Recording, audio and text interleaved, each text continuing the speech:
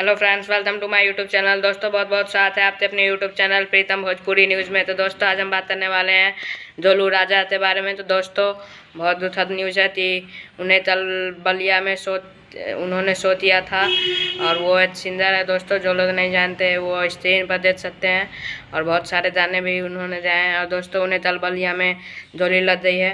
तो दोस्तों सभी ट्वीट कर रहे हैं और सभी इंस्टाग्राम फेसबुक अकाउंट पे सभी स्टार्स अपने अपने अकाउंट पे जो लिखना है वो लिख रहे हैं, दुआ मांग रहे हैं। तो दोस्तों आप लोग दुआ दीजिए कि वो ठीक हो जाए बहुत जल्द। और दोस्तों उनकी एक हॉस्पिटल की तस्वीर आई है जिसे आप अपने स्क्रीन पर देख सकते हैं। तो दोस्तों कमेंट में ज़रूर लिखिएगा जो आपको लिखना है। दोस्तों हमारे कमेंट के माध्यम से साथ पहुंच जाए। तो दोस्तों इस वीडियो में इतना ही। और दोस्तों क्या कहना चाहते हैं कमेंट में ज़रूर बताएं और इस वीडियो को लाइक ज़रूर कर दें और चैनल पर नया है तो सब्सक्राइब करते बेल आइकन जरूर दबा लें। जय हिंद, जय भारत।